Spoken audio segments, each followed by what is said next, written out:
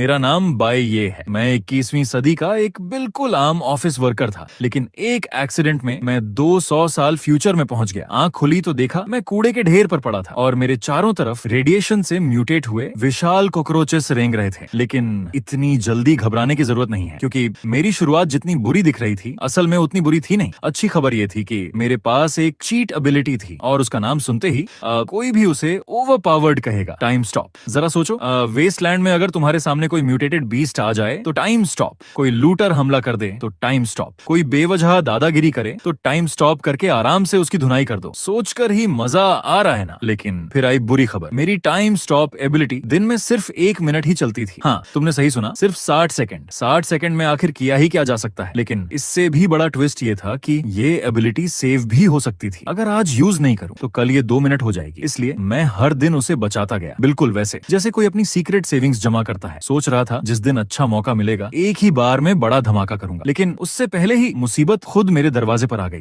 अचानक एक gun shot गूंजी। मेरी सोच वहीं टूट गई। मैंने सिर उठाकर देखा। टाउन स्क्वायर में लोगों की भारी भीड़ जमा थी। बीच में एक टेबल रखी थी और उसके सामने फ्लावर शर्ट पहने, मुंह में सिगरेट दबाए एक आदमी एक अजीब सी रिवॉल्वर पकड़े खड़ा था। उसकी गन बैरल से अभी भी धुआं निकल रहा था। उसके सामने एक चैलेंजर पहले ही जमीन पर गिर चुका था। इस गेम का नाम था व्हील ऑफ फेट, वेस्टलैंड का सबसे रोमांचक खेल। रिवॉल्वर में सिर्फ एक बुलेट डाली जाती, फिर सिलेंडर घुमाया जाता और दोनों खिलाड़ी बारी बारी से अपनी ही कनपटी पर गन रखकर ट्रिगर दबाते। जिसे बुलेट लगती वही हार जाता। जीत और हार सिर्फ किस्मत तय करती थी। और उस रिवॉल्वर का नाम भी काफी खतरनाक था, competitive item, breath of bones. अगर कोई चाहता कि ये आइटम उसे अपना मास्टर माने तो उसे अपनी जान दांव पर लगाकर लगातार जीतते रहना पड़ता, जब तक ये आइटम खुद संतुष्ट न हो जाए। फ्लावर शर्ट वाला आदमी लगातार 3 मैच जीत चुका था और मैं ईस्ट डिस्ट्रिक्ट का सबसे निचले दर्जे का स्लेव, लोहे की चेन से बंधा, भीड़ के सबसे पीछे बैठा ये पूरा तमाशा देख रहा था। लेकिन तुम जानते हो, कभी कभी जिंदगी का सबसे बड़ा मौका ऐसे ही अचानक सामने आ जाता है। मैंने दीवार पर लगी क्लॉक की तरफ देखा। 23:49। बस 11 मिनट बाद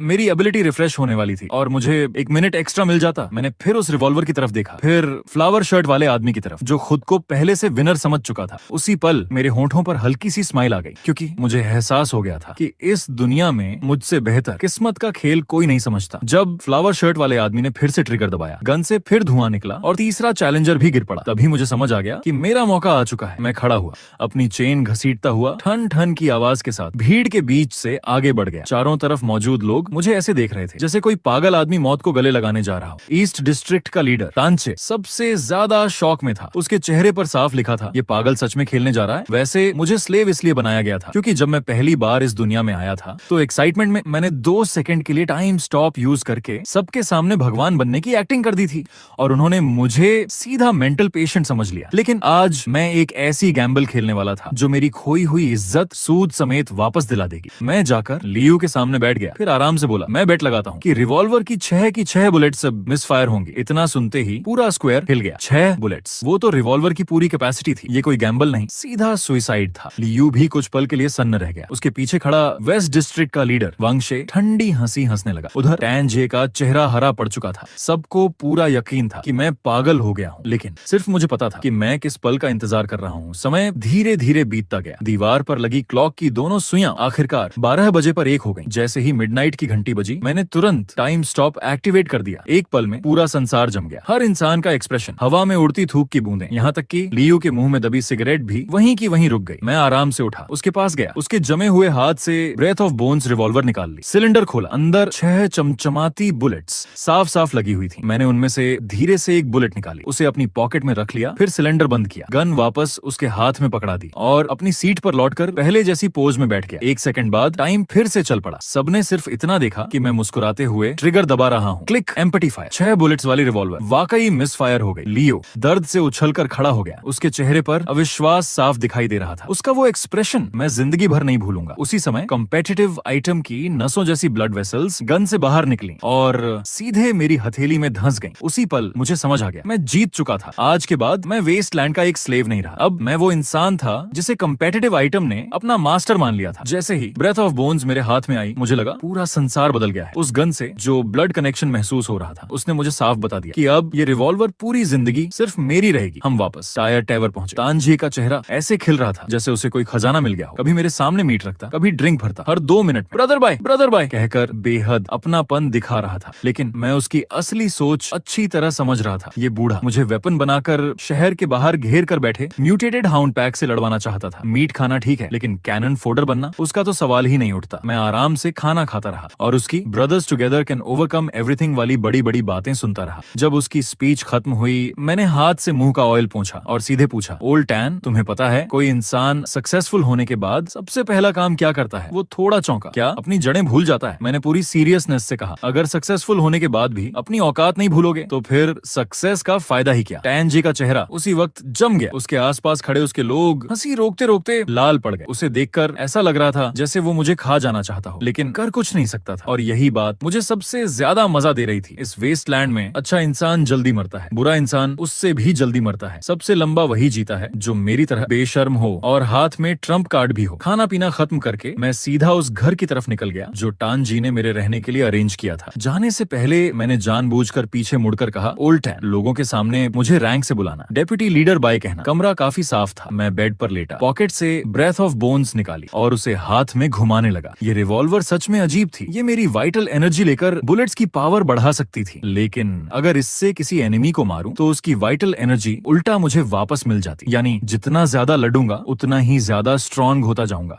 परफेक्ट असिमिलेशन का ये फायदा हर किसी को नहीं मिलता। जहां तक तान जे की बात है, मुझे पूरा यकीन था कि वो अभी अपने लोगों के साथ बैठकर मुझे मारने का प्लान बना रहा होगा, लेकिन मुझे कोई फर्क नहीं पड़ता क्योंकि मेरे पास अब लगभग 2 मिनट की टाइम स्टॉप थी। 2 मिनट तानजाई को मारने के लिए काफी से भी ज्यादा थे, लेकिन शहर के बाहर मौजूद वो म्यूटेटेड हाउंड्स असल चैलेंज थे। मुझे कोई ऐसा तरीका ढूंढना था जिससे वो मेरे एक्सपीरियंस पैक बन जाए। खिड़की से आती मूनलाइट फटे हुए कर्टेन के बीच से कमरे में फैल रही थी। मैंने हाथ में पकड़ी रिवॉल्वर की ठंडी चमक देखी और धीरे से मुस्कुराकर कहा, वेस्टलैंड वाकई कमाल की जगह है। आधी रात मैं गहरी नींद में था, तभी छर्र की आवाज आई। खिड़की अपने आप खुल गई। मैंने रिफ्लेक्स में तकिए के पास रखी गन की तरफ हाथ बढ़ाया। तभी एक पीला सा कागज हवा में तैरता हुआ मेरे सामने आकर रुक गया। उस पर खून जैसे लाल अक्षरों में लिखा था, आज रात 12 बजे अकेले टाउन के नॉर्थ फॉरेस्ट में आना। मैं वहीं हंस पड़ा। अच्छा, मुझे भूत प्रेत से डराने की कोशिश। मैं बिना एक सेकंड घाफे सीधे खिड़की से बाहर कूद गया। मजाक मत करो, मेरे पास टाइम स्टॉप है। मैं भूतों से क्यों डरूं? मूनलाइट में मुझे तुरंत एक संदिग्ध आदमी दिखाई दिया। वो दीवार के पास झुका हुआ था, अपना दायां हाथ ऊपर उठाए जैसे किसी अदृश्य चीज को पकड़े हुए हो। वो और कोई नहीं, दिन में मुझसे हारने वाला फ्लावर शर्ट पहने लियू था। मैं चुपचाप उसके पीछे पहुंचा, गन उसकी गर्दन पर टिकाई और कहा, अपना दायां हाथ बिल्कुल मत हिलाना। अगर 1 इंच भी नीचे आया तो मैं गारंटी देता हूं तुम कल का सूरज नहीं देखोगे। उसका पूरा शरीर अकड़ गया। फिर वो धीरे धीरे पलटा। उसके चेहरे पर डर, हैरानी और हल्की सी खुशी तीनों एक साथ दिखाई दे रहे थे। उसने बताया कि वो मरा नहीं बल्कि अवेकन हो गया है। अब उसके दाएं हाथ से करीब 3 मीटर लंबा एक इनविजिबल मैजिक हैंड निकल सकता है। वो चाहता था कि मैं उसके साथ मिलकर वांगशे और तानजे दोनों को मार दूं ताकि वो अपना बदला ले सके। मैं उसकी पूरी प्लान सुनता रहा। मानना पड़ेगा, लड़के में दिमाग था। अगर उसकी जगह कोई आम इंसान मिलता तो शायद वाकई उसकी बातों में आ जाता, लेकिन वो जितना ज्यादा बोलता गया उतना ही मुझे यकीन होता गया कि इस वेस्टलैंड में जो जिंदा है उनमें से कोई भी सीधा साधा नहीं है। जिंदा रहने के लिए वो मेरी माँ मेरा इंतजार कर रही है जैसी इमोशनल बातें भी बिना पलक झपकाए बोल सकता था। सच में धोखेबाजों का चैंपियन था। लेकिन उसकी उम्मीद के उलट मैंने उसका प्रपोजल ठुकरा दिया, क्योंकि आपस की लड़ाई से ज्यादा मुझे शहर के बाहर मौजूद म्यूटेटेड बीस्ट्स में दिलचस्पी थी। आखिर वो सब मेरे एक्सपीरियंस पैक्स थे। लियू की नजरें बदल गईं। जाने से पहले उसने पूरी सीरियसनेस से कहा, व्हील ऑफ फेट में मैं तुमसे हारकर शर्मिंदा नहीं हूँ। मैंने हाथ हिलाकर उसे जाने दिया, लेकिन मन ही मन कुछ और सोच रहा था। अब ये लड़का एक सुपरनैचुरल अवेकेंड बन चुका था। फ्यूचर में शायद काम आ जाए। बड़ी मछली पकड़नी हो तो पहले चारा डालना पड़ता है। ये बात मैं अच्छी तरह जानता था। उसे जंगल में गायब होते देख मैंने आसमान की तरफ देखा। आज की मूनलाइट वाकई बहुत खूबसूरत थी। अगली सुबह मेरी नींद इंसानों के शोर से नहीं, बीस्ट्स की दहाड़ से खुली। आवाज ऐसी थी जैसे शहर के बाहर लाखों सैनिक एक साथ दौड़ रहे हों। मैं भागकर सिटी वॉल पर पहुंचा और सामने का नजारा देखकर मेरी आंखें फैल गईं। वो म्यूटेटेड हाउंड पैक जो पहले शहर को घेर कर बैठा था अब पागलों की तरह शहर की तरफ भाग रहा था। उनका लीडर करीब 2 मीटर ऊंचा था। पूरा शरीर अजीब पर्पल लाइट से चमक रहा था और उसके हर कदम से जमीन कांप रही थी। टैन जे की हालत खराब थी, उसके पैर कांप रहे थे। वो सिटी वॉल पकड़कर मुश्किल से खड़ा था। वेस्ट डिस्ट्रिक्ट का वांगशे भी कुछ बेहतर नहीं था। उसकी मेटल आई लगातार लाल रोशनी से फ्लैश कर रही थी। दोनों के लोग पूरी तरह घबरा चुके थे। किस दिशा में फायर करें उन्हें समझ ही नहीं आ रहा था। लेकिन जल्दी ही मुझे कुछ अजीब महसूस हुआ। ये हंट्स शहर पर हमला नहीं कर रहे थे बल्कि खुद किसी से भाग रहे थे और उनके पीछे असली खतरा मौजूद था। दूर आसमान में काली घटा जैसी एक विशाल परछाई तेजी से हमारी तरफ बढ़ रही थी। वो थी म्यूटेटेड ग्रे बर्ड्स, इतनी ज्यादा कि पूरा आसमान ढक गया था। हर एक बर्ड लगभग ईगल जितनी बड़ी थी। उसकी चोंच तलवार जैसी तेज थी और पंजे लोहे के ब्लेड जैसे। टैनजी और वांगशे दोनों डरपोक एक पल भी नहीं रुके, मुड़कर सीधे भाग गए। मैंने गाली दी और तुरंत उनके पीछे हट हट गया। पूरे शहर में हर तरफ चीखें गूंज रही थीं। जिंदा लोगों को ग्रे बर्ड्स अपने पंजों में उठाकर आसमान में ले जाती, फिर ऊंचाई से नीचे फेंक देती। उनके जमीन पर गिरने की आवाज इतनी भयावह थी कि मैं जिंदगी में उसे दोबारा कभी नहीं सुनना चाहता था।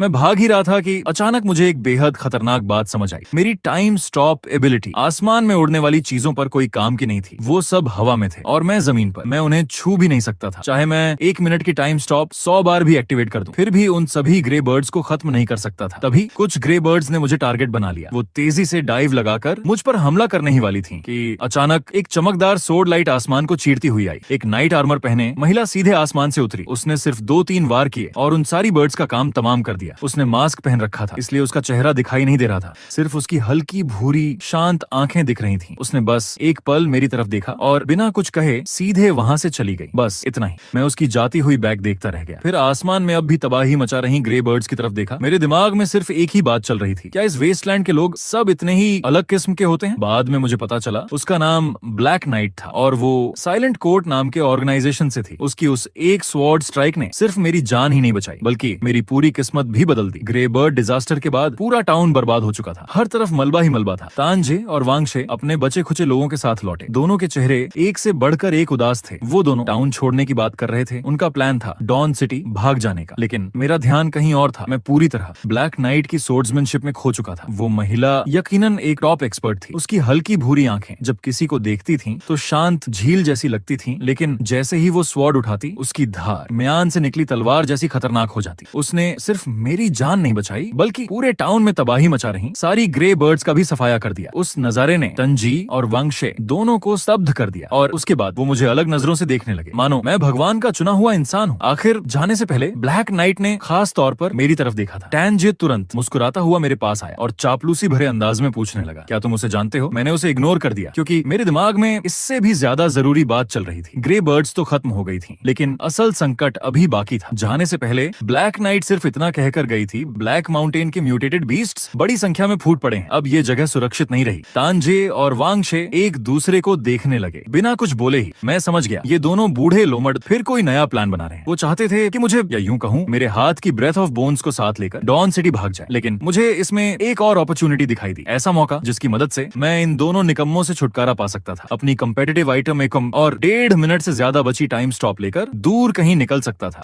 लेकिन प्लान हमेशा प्लान के मुताबिक नहीं चलते। उसी रात हमारी राह एक मिलिट्री स्क्वाड ने रोक ली। वे लोग आर्मर्ड व्हीकल्स में आए थे, हाथों में सबसे एडवांस्ड गन्स थी। उन्होंने बिना कुछ पूछे हम सबको पकड़ लिया। बाद में पता चला उनका टारगेट भी ब्लैक माउंटेन ही था और उन्हें आगे रास्ता दिखाने के लिए कैनन फोडर चाहिए था। मुझे नंबर 258 मिला। लियो नंबर 259 बना। हम फिर से सिर्फ नंबर्स बनकर रह गए। भीड़ से भरे मिलिट्री ट्रांसपोर्ट व्हीकल में बैठा। मैंने पॉकेट में रखी ब्रेथ ऑफ बोन्स को छुआ, फिर अपनी रिस्ट पर बंधी इलेक्ट्रॉनिक वॉच देखी। मेरी टाइम स्टॉप फिर कुछ सेकंड बढ़ चुकी थी। मैं मन ही मन मुस्कुराया। ठीक है, तुम लोग मुझे कैनन फोडर बनाना चाहते हो तो फिर देखते हैं आखिर में राग कौन बनता है। उस मिलिट्री टीम में 2 लोग सबसे अलग दिखाई दे रहे थे। पहला मिस्टर यन, एक लेजेंडरी स्नाइपर जो 12 जोडियक में से एक था। कहा जाता था उसकी मार्क्समैनशिप लगभग दिव्य स्तर की थी। दूसरा था गोल्डन रिम ग्लासेस पहने एक डॉक्टर, नाम था जियान यानजी। वो जीन सीरम रिसर्च का टॉप एक्सपर्ट था। मिस्टर यन की बाज जैसी आंखें इतनी ठंडी थीं कि जिस पर भी टिकती वो खुद को शिकार महसूस करता। उसके साथ एक मैकेनिकली मॉडिफाइड ऑफिसर चलता था जिसका पूरा शरीर हाई प्रिसीजन एलॉय इक्विपमेंट से बना था। चलते समय उसके शरीर से धातु की आवाजें आती रहती थी। रात को कैंप फायर के पास मैंने उनकी बातें चुपके से सुनी। वे पांगो यूएसबी ड्राइव नाम की एक चीज की चर्चा कर रहे थे जो ब्लैक माउंटेन के शेल्टर नंबर 189 में छिपी हुई थी। उसमें ओल्ड एरा की सारी टेक्नोलॉजी स्टोर थी। जो भी उसे हासिल कर ले वही पूरे वेस्टलैंड का किंग बन सकता था। मिस्टर यन इस मिशन पर सिर्फ एक इंसान को मारने आया था, टायरेंट यांग जियान। वो 10 किंग्स में से एक था और मेटल कंट्रोल करने वाला टॉप टियर सुपर ह्यूमन भी। उनका प्लान था पहले यांग जियान की पावर से शेल्टर का मेन गेट खुलवाएंगे, फिर मिस्टर यन उसे स्नाइपर शॉट से मार देगा और पूरा फायदा खुद उठा लेगा। उनकी पूरी स्ट्रैटेजी सुनकर मेरे मन में बस एक ही बात आई, कमाल है, यहाँ हर आदमी बहुत बड़ा खिलाड़ी निकला। और मैं नंबर 258 एक कैनन फॉडर उनके बिल्कुल पास बैठा इतना बड़ा सीक्रेट सुन रहा था। लेकिन उनकी नजरों में मैं सड़क किनारे पड़े पत्थर से ज्यादा कुछ नहीं था। उन्होंने मुझे पूरी तरह इग्नोर कर दिया। अगली सुबह हमारे टाउन का ही एक वेस्टलैंड सर्वाइवर मेरी चुगली कर बैठा। उसने बता दिया कि मेरे पास कॉम्पिटिटिव आइटम है। मिस्टर यन ने तुरंत कहा, जरा दिखाओ। मैंने बिना एक पल घुमाए सीधे गन उठाई और उस चुगलखोर को गोली मार दी। हैरानी की बात यह थी मिस्टर यन नाराज नहीं हुआ, बल्कि मुस्कुरा कर बोला, तुम मेरे साथ चलने के लायक हो, उसका साथ दूं? मैंने उसके घमंडी चेहरे को देखा और मन ही मन सोचा, लगता है ब्लैक माउंटेन की ये यात्रा काफी मजेदार होने वाली है। वो मुड़कर जाने लगा। तभी मैंने कहा, मैंने तुम लोगों को जाने की परमिशन कब दी? पूरा मैदान एकदम शांत हो गया। ऑफिसर का चेहरा गुस्से से विकृत हो गया। सभी सोल्जर्स ने एक साथ गन्स तान दी। मिस्टर यिन पलटा। पहली बार उसकी ईगल आइज में मेरे लिए जगह बनी और मैं इसी पल का इंतजार कर रहा था। मरते दम तक मिस्टर यिन ये नहीं समझ पाया कि मैं उसे एक ही पल में कैसे मार गया। मैंने 1 सेकंड के लिए टाइम स्टॉप एक्टिवेट की, फिर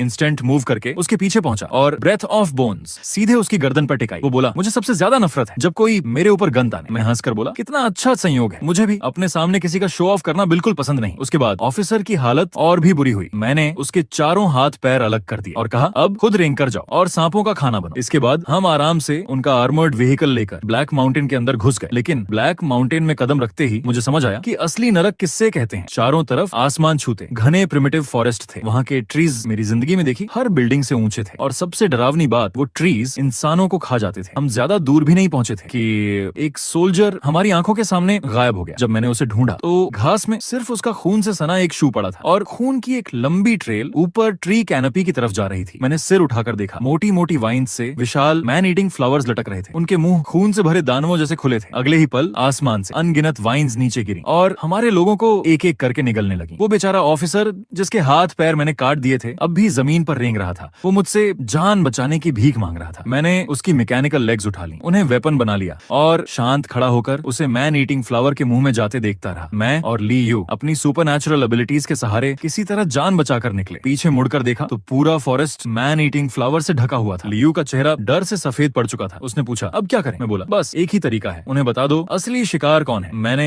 ऑफिसर की मैकेनिकल लेग्स को बॉम्ब की तरह इस्तेमाल किया और सबसे बड़े मैन ईटिंग फ्लावर ट्री को उड़ा दिया। आग की लपटें सीधे आसमान तक उठी, हरे पत्ते चारों तरफ उड़ गए। ब्लास्ट करने के बाद मैं बिना पीछे देखे आगे बढ़ गया। लायू पीछे पीछे चलता हुआ बोला, तू सच में पागल है। मैं हंसकर बोला, तुम नहीं समझोगे, इसे ही ऑरा कहते हैं। मैन ईटिंग फ्लावर फॉरेस्ट पार करने के बाद आगे से गन शॉट्स सुनाई देने लगी। लगता था हम ब्लैक माउंटेन में आने वाले पहले लोग नहीं थे और आखिरी भी नहीं होंगे। गन फायर बहुत तेज थी, लेकिन अजीब बात ये थी कि सभी लोग हवा में ब्लाइंड फायर कर रहे थे। मैं थोड़ा पास गया और नजारा देखकर मेरी हंसी छूटते छूटते बची। करीब दर्जन भर लोग एक इनविजिबल एनिमी से लड़ रहे थे। उनके बीच ली शाओ नाम का एक आदमी हाथ बांधे अपनी शैडो पर पैर रखे ऐसे खड़ा था मानो कोई महान एक्सपर्ट हो। उसके बगल में करीब 200 किलो से ज्यादा वजन वाला एक मोटा आदमी था। उसे एक छोटी सी मेड अपनी पीठ पर उठाए हुए थी और वो मोटा हाथ पैर हिलाकर लगातार ऑर्डर्स दे रहा था। उस मेड का नाम श्याओ कुई था। वो ओल्ड एरा की रोबोट थी। अपनी पीठ पर इतना भारी आदमी उठाकर भी आराम से दौड़ रही थी मानो ग्रेविटी का उस पर कोई असर ही ना हो। एक नजर में ही मुझे समझ आ गया कि वो लोग एक म्यूटेटेड फॉल्कन से लड़ रहे हैं। उसकी स्पीड इतनी ज्यादा थी कि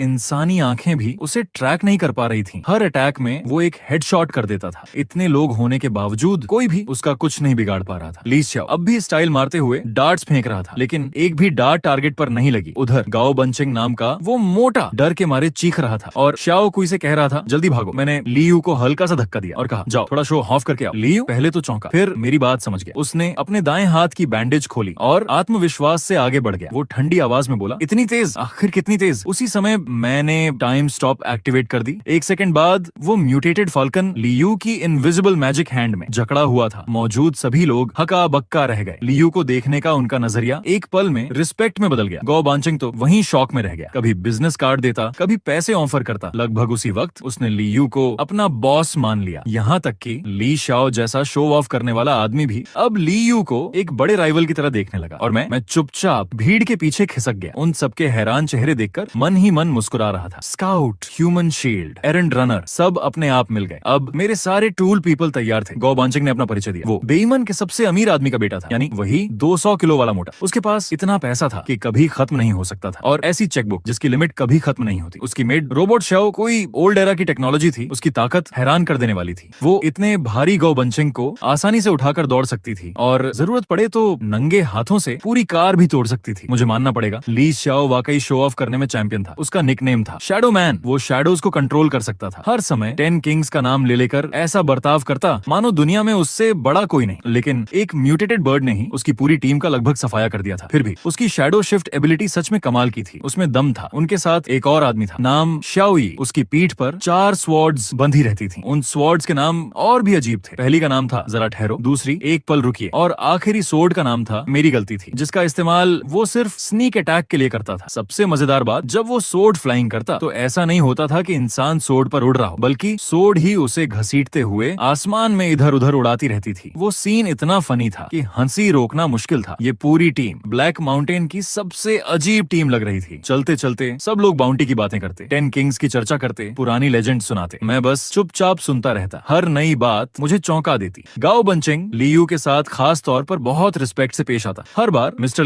ली कहकर बुलाता, उसे वीआईपी गेस्ट जैसा ट्रीट करता। और लियू वो धोखेबाज भी कम एक्टर नहीं था। पूरा समय ठंडा चेहरा बनाए रखता, कुछ बोलता नहीं, बस कभी कभी हल्का सा सिर हिला देता और वहाँ मौजूद दुनिया न देखे लोगों को पूरी तरह इम्प्रेस कर देता। उन्होंने मुझे मिस्टर ली का छोटा सा फॉलोअर समझ लिया, पूरी तरह इग्नोर कर दिया और मुझे यही चाहिए था। मेलो प्रोफाइल में टीम के साथ चलता रहा, उन सबको हंसते बोलते आगे बढ़ते देख मेरे मन में बस एक ही बात आई, ब्लैक माउंटेन आना सही फैसला था। पूरे रास्ते गाओ बांचिंग की अनलिमिटेड चेकबुक और इन लोगों की फाइटिंग पावर की वजह से मुझे लगभग खुद लड़ने की जरूरत ही नहीं पड़ी। मैं आराम से ब्लैक माउंटेन के अंदर बढ़ता गया। इसी दौरान मेरी टाइम स्टॉप आखिरकार 4 मिनट से भी ज्यादा हो गई। इतनी रिच फीलिंग मुझे पहले कभी नहीं हुई थी। मैं उन सबको देखकर बस मन ही मन बोला, सच में ये सब बड़े टैलेंट वाले लोग हैं।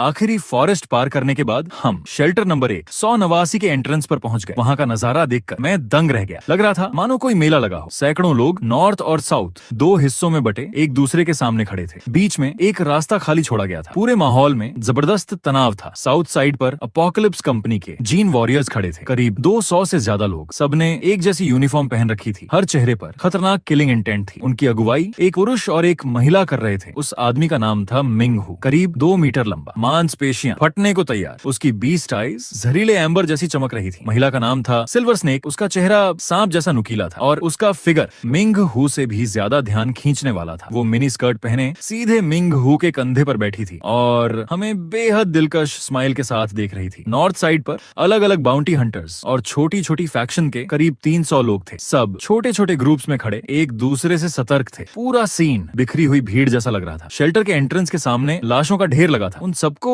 अंदर मौजूद ओल्ड एरा रोबोट ने मार डाला था। वो रोबोट 2 मंजिला बिल्डिंग जितना ऊंचा था। पूरा शरीर अलॉय से बना था। ऊपर से एनर्जी शील्ड भी लगा था। बुलेट्स उस पर पड़कर ऐसा लगता जैसे कोई गुदगुदी कर रहा हो। सुना था लोग पूरे 1 महीने से उससे लड़ रहे थे, लेकिन अभी तक डोर के अंदर भी नहीं जा पाए। अब सब बस इस उम्मीद में बैठे थे कि रोबोट की एनर्जी कभी तो खत्म होगी। लेकिन मुझे अच्छी तरह पता था ये मशीन कंट्रोल्ड न्यूक्लियर फ्यूजन से चलती है। इसे चाहे उम्र भर घूरते रहो, इसकी एनर्जी खत्म नहीं होने वाली। इससे भी ज्यादा अजीब बात, मिंग हू वहीं टेंट के अंदर सिल्वर स्नेक के साथ खुलेआम रोमांस कर रहा था। उनकी आवाज पूरे कैंप में गूंज रही थी, लेकिन आसपास के लोग ऐसे व्यवहार कर रहे थे मानो ये रोज की बात हो। मैं मन ही मन बोला, ब्लैक माउंटेन सच में पागलों की जगह है। यहाँ हर इंसान दूसरे से ज्यादा अजीब था। लेकिन मेरे लिए ये अच्छी बात थी, जितनी ज्यादा भीड़ उतना ज्यादा केओस और उतनी ही आसानी से मैं बैकग्राउंड में गायब रह सकता था। वैसे मिस्टर येन इन्हीं लोगों का आदमी था ना। अब तो वो मेरे हाथों मर चुका था। ही उसका हिसाब कभी ना कभी इन लोगों को चुकाना ही पड़ेगा। मैं भीड़ में छिपा चुपचाप सब कुछ ऑब्जर्व करता रहा और शेल्टर के अंदर जाने का सही मौका तलाशने लगा। जब बाकी लोग रोबोट से भिड़े हुए थे, मैं चुपके से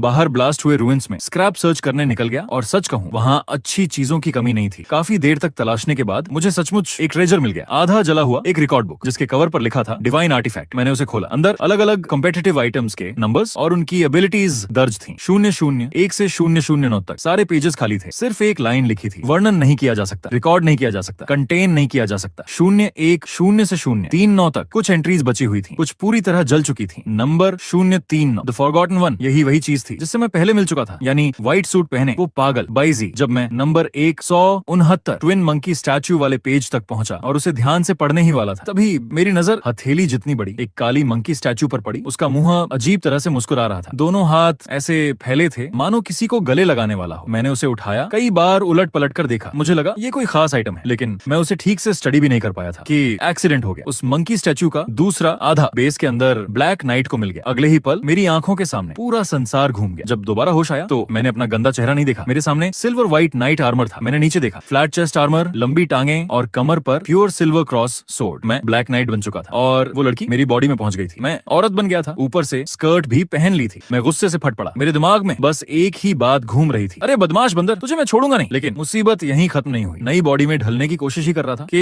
एक के बाद एक नई परेशानियां सामने आ गई। वो पागल बाइजे फिर आ गया। साथ में ढेर सारे एक्सपेरिमेंटल सब्जेक्ट्स भी थे और असली अंशावतों जो इस समय मेरी बॉडी में थी, पता नहीं बाहर किस मुसीबत में फंसी हुई थी। ये अभिशाप मुझे हर हाल में तोड़ना होगा। अंशावतों बनने के पहले ही सेकंड मेरा दिमाग सुन्न पड़ गया। ये बॉडी इतनी नरम थी कि मुझे खुद यकीन नहीं हो रहा था। उसके शरीर से हल्की सी खुशबू आ रही थी जो अजीब तरह से अच्छी लग रही थी, लेकिन एंजॉय करने का टाइम नहीं था क्योंकि बाइजे फिर सामने आ गया। उसने व्हाइट सूट पहन रखा था, जेंटलमैन्स हैट और हाथ में केन है। वो मुस्कुराकर बोला, ब्यूटीफुल लेडी, क्या मैं आपकी कोई हेल्प कर सकता हूँ? मैंने सीधे उसे गाली दे दी, लेकिन उसे जरा भी गुस्सा नहीं आया। वो मेरे कान के पास झुककर बोला, तुम्हारी खुशबू वाकई बहुत अच्छी है। उस पल मेरी रीढ़ में सिहरन दौड़ गई क्योंकि वो इंसान नहीं था, वो था divine artifact number 039 the forgotten one. वो जहाँ चाहे प्रकट हो सकता था, टेलीपोर्ट कर सकता था और लोगों की यादें और सोच सीधे निगल सकता था। उसके सामने मैं बिल्कुल बेबस था। मैंने टाइम स्टॉप लगाकर भागने की कोशिश की, लेकिन जैसे ही टाइम फिर चलता वो टेलीपोर्ट होकर फिर मेरे सामने आ जाता। मैंने गन से फायर किया, बुलेट्स सीधे उसके आर पार निकल गए। मैंने टायरेंट से कहा उसे मार दो, लेकिन टायरेंट उसे देख भी नहीं पा रहा था। ये पूरी तरह नाइटमेयर था। मैं उसके पीछे नहीं बल्कि वो मेरे पीछे पड़ा था। आखिर मजबूरी में मैं बेस के और अंदर भागा और सीधे टायरेंट यांग जे के बैटलफील्ड में जा पहुंचा। वहीं मैंने उस आदमी को देखा जो लोहे को